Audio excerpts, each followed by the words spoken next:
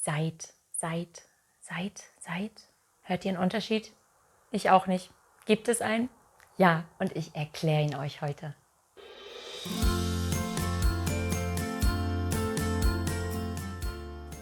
Hallo, guten Tag und herzlich willkommen auf meinem Kanal German Fräulein. Schön, dass ihr da seid. Abonniert sehr gerne den Kanal. Ich würde mich sehr darüber freuen. Und heute erkläre ich euch den Unterschied zwischen seit und seit. Man hört keinen Unterschied. Es gibt aber einen ganz großen. Und so als Randnotiz für euch. Ich kenne so viele Deutsche, die das nicht können. Ich lese das ständig in Nachrichten, in Beiträgen. Es ist ganz oft komplett falsch benutzt. Die Leute, die es können, verstehen nicht, warum die anderen es nicht können. Für euch als Deutschlernende ist das überhaupt nicht schlimm, wenn ihr es mal falsch macht. Aber ein Deutscher, dass der das nicht versteht, das ist wirklich merkwürdig, weil es sehr einfach ist.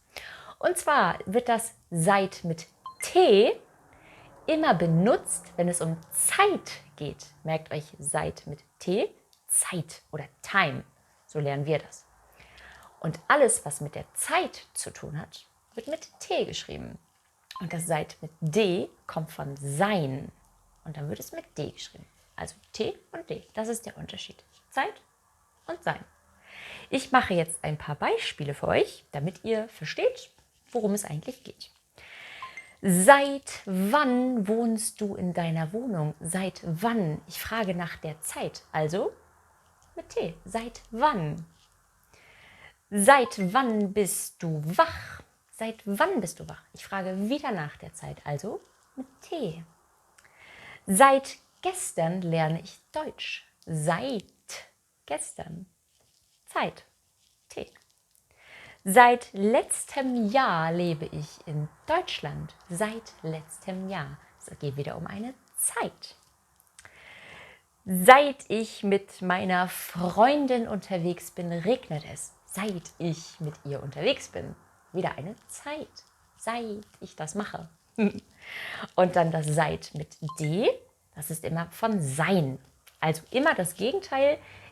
Blick meine Haare, immer das Gegenteil von der Zeit. Wenn man die Zeit nicht einsetzen kann, dann ist es das D. Seid ihr glücklich? Frage ich nach einer Zeit. Nein, also mit D. Zwei Personen mehr, egal. Wenn es um Personen geht und nicht um die Zeit, immer das D. Ihr seid lieb. Frage ich nach der Zeit. Nein, also D. Seid ihr bereit? D. Ich frage nicht, seit wann ihr bereit seid, sondern seid ihr. Bist du bereit? Seid ihr bereit? Also D. Und seit wann seid ihr verheiratet? Seit wann? Ist die Frage nach der Zeit. Seid ihr verheiratet? Seit wann bist du mit dem anderen verheiratet? Also seit wann seid ihr verheiratet? Ihr seid seit 17 Uhr hier. Ihr seid seit 17 Uhr hier. Ihr seid oder du bist seit 17 Uhr hier. Könnte ich auch fragen. Und das seit mit der Zeit, das hat ein T, das andere nicht. Seit wann? Na, frage immer nach der Zeit. Seit 1988 seid ihr ein Paar. Seit 1988, das ist die Zeitangabe, seid ihr ein Paar. Ihr beide, ihr seid zusammen seit 1988. Miau. Miau. Seit ich meine Wohnung verlassen habe, seid ihr am Arbeiten. Seit ich meine Wohnung verlassen habe, das ist die Zeit, klar. Seid ihr am Arbeiten. Ihr arbeitet. Ihr macht das. Das hat nichts mit einer Zeit zu tun. Also, seit ich meine Wohnung verlassen habe, seid ihr am Arbeiten. Miau. Und jetzt ratet ihr mal selber, was hinkommt. Seit Hans keinen Zucker mehr isst, geht es ihm besser. Seit Hans keinen Zucker mehr isst, geht es ihm besser. Seit er das nicht mehr tut. Also, es hat was mit der Zeit zu tun. Seit er das nicht macht, der Hans. Seid ihr zu Hause? Frage ich nach der Zeit? Nein. Also B. Seid ihr zu Hause? Seit ihr zusammen seid, seid ihr viel entspannter.